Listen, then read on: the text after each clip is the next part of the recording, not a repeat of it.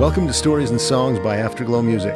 My name is Joel McCausland. And I'm Kevin Peay, and we've been creating music for a long time. We'd like to tell you the stories behind our songs. Joel, today we want to talk about kind of a departure. A little bit, yes. That we took, and I think it was in 1986. Yeah, I think so. It might have started kind of the concept even a little earlier than that, but I think we recorded the first one. And we started to write about our experiences associated with love. Yeah. We had past experiences with girlfriends and people that we had dated and those type things. And then I married Cindy, and some of these love songs just started to evolve. It might have been the same thing for you as well, with girlfriends and people you had dated, and then you got married to your wife. And sure was. It was a part of life at the time, and we were starting our families and kind of reflecting on all that too. And I remember we went to Deseret Book and asked them what they thought about this concept, and they said, okay. You know, it was funny. I was thinking about that the other day. I think they were a little taken aback. We didn't have a big track record. We'd only done an album or two at this point, you know, and they had not been this theme. They had not been anything like this. Not popular in style, pretty traditional actually. And I think it took them a second to sort of think through. Okay, what could this be? But I think you and I at that time, you know, we thought, gosh, that might give us some opportunities to perform in a different way. Correct. Or a different place. Although, gosh, to me, writing these was challenging. It was hard because it was a little different than anything we'd done to that point. And the first one we did was the title of It Takes Love. Mm-hmm. And I believe there were 10 songs on that. And then we actually talked them into doing another one, which was called Love Notes. Right. And we recorded It Takes Love, I remember, in Salt Lake City, Utah. And then we recorded Love Notes down in L.A. Yeah, down in Hollywood. Mm-hmm. At one of the studios down there, and we had a great arranger by the name of Brad Smith, and he introduced us into some big-time players that were studio musicians down there. And I think I remember the Toto drummer was our drummer, and Justo Amino. I think, if I remember right, I think his name was Justo Almario. Almario. And he was from South America somewhere. And I don't know if I know all the details. He wasn't a big name at the time, but he was getting ready to, or had just released, a solo album of saxophone.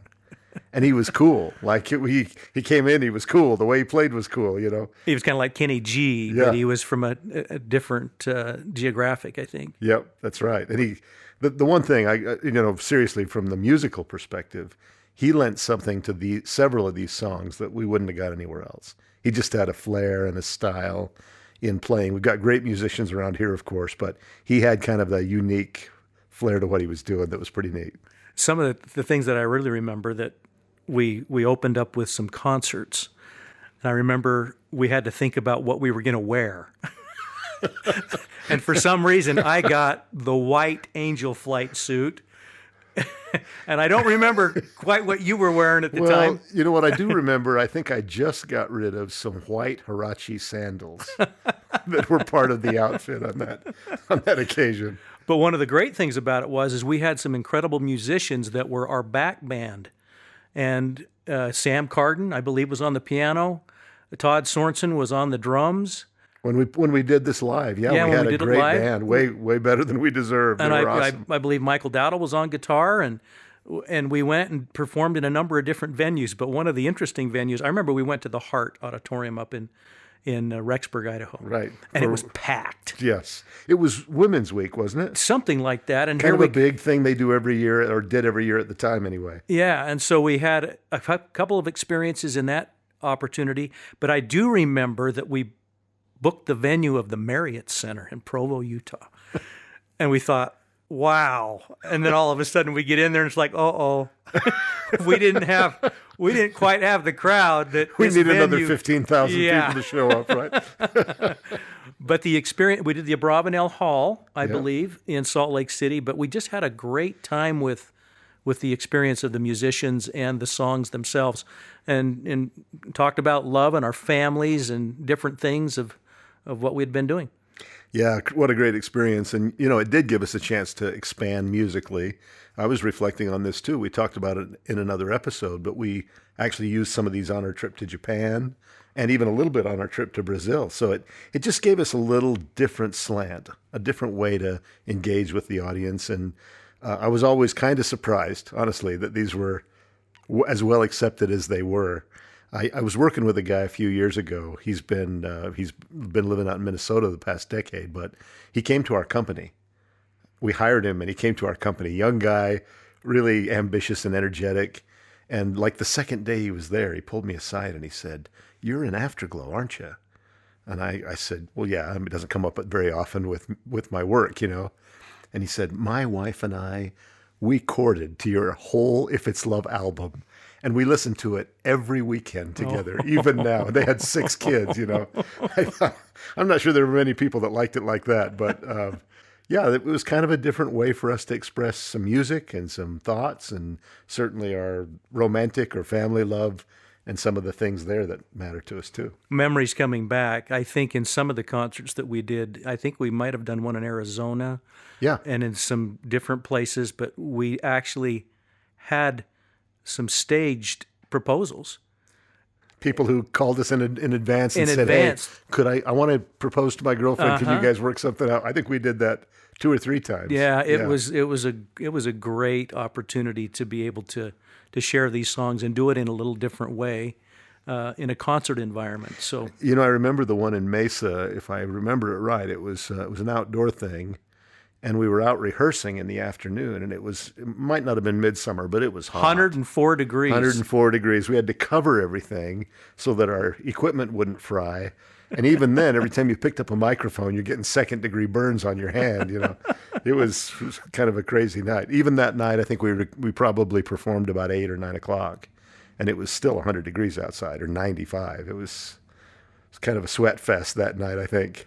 So the concert thing was, you know, yeah, you were pretty safe in a church whenever you were doing a fireside, but a concert on the outside specifically with these love songs and some of the stuff that, you know, that we did at that time. I think that it was just a great enhancement to what we were doing at the time. Yeah. So maybe we ought to play a few of these songs for the audience, and if you like them, great. And if you want to tell some other people about what we're doing, that'd be great too. This it might take a few people back, some people who listen to this, but it's fair to say that if you didn't hear it then, you probably would not associate this music with Afterglow. So maybe it's an opportunity to discover something new.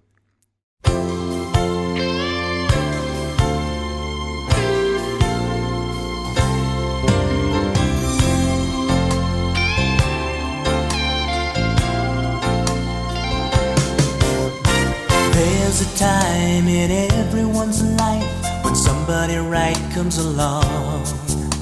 And when the time comes, you don't want to look back to that long old road you've been on. It's a pretty tough world that we're living within, and hearts are losing their hold. But you and me, we have got to believe, and together we will conquer the world. So hold on tight. The love that I'm feeling is oh so right. Keep hanging on. The feeling that I'm feeling is oh so strong. Oh, I need you and you need me. Together we will never be lonely, baby. It's a winner, we can make it if both of us are willing to try. Oh, I need you and you need me. Together we will never be lonely, babe. Oh, I need you and you need me. Together we will never be lonely, babe. Oh,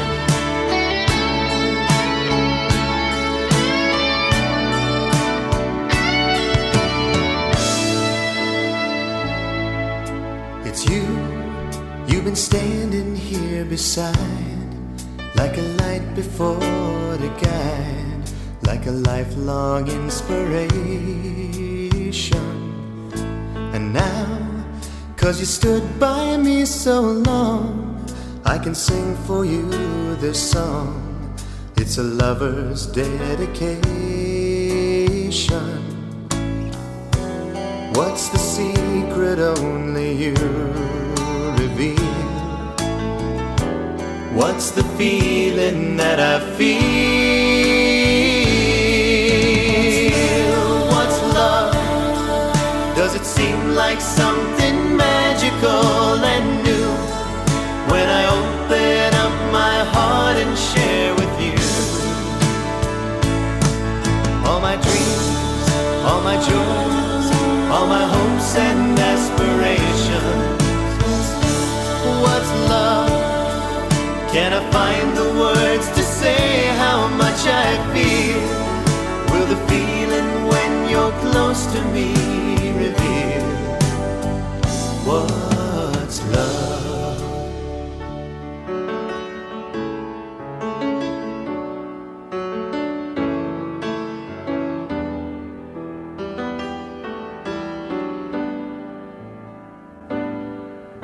Your eyes shining through a crowded street cafe, reaching me I feel just like a fool. And I'm a lonely man just playing songs for Peay, but knowing this was meant to be, I need to hear you say that you'll be mine. We'll make it last forever. We can make it there together. Make it last beyond all time. Though the world may try to keep us lonely, we can make it through if only. We can make it through if only you'll be mine.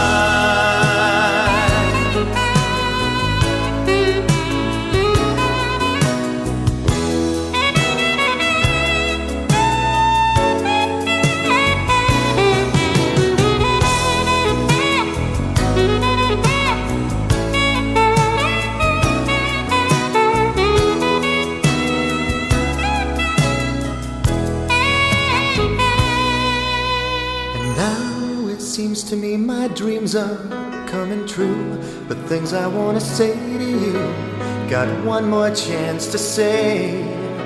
'Cause you're standing right before my very eyes, and suddenly I realize you're in my arms to stay. And you'll be mine. We'll make it last forever. We can make it there together. Make it last beyond all time. And though the world may try to keep us lonely, we can make it through if only you'll be mine.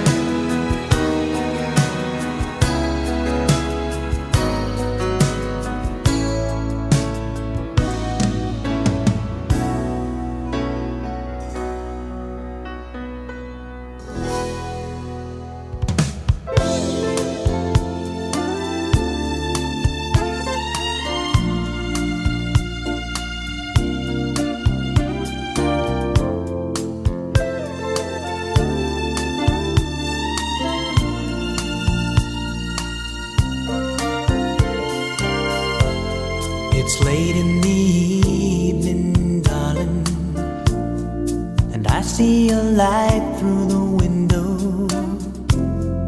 I knock on the door, hoping you will be there.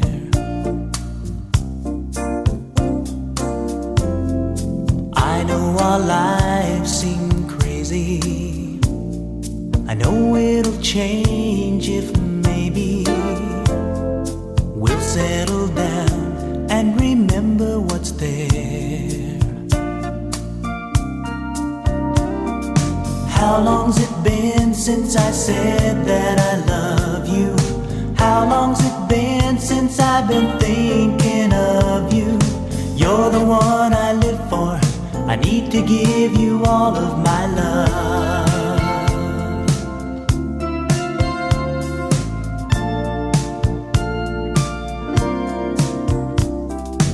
No one in the world could ever replace you. Nothing in the world is worth ever losing you. I need you near me, and I need all your love to survive.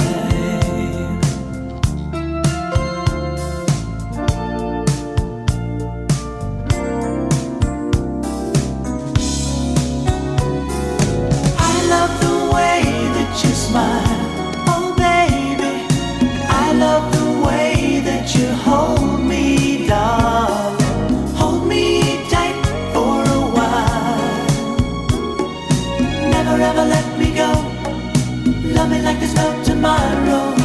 La la la la la la la la la la la la la la la la. La la la la la la la. Oh, I love the way that you smile, oh baby. I love the way that you hold me, darling.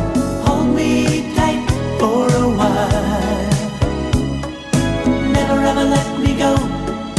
Love me like there's no tomorrow. I love the way that you smile, oh baby. I love the way that you hold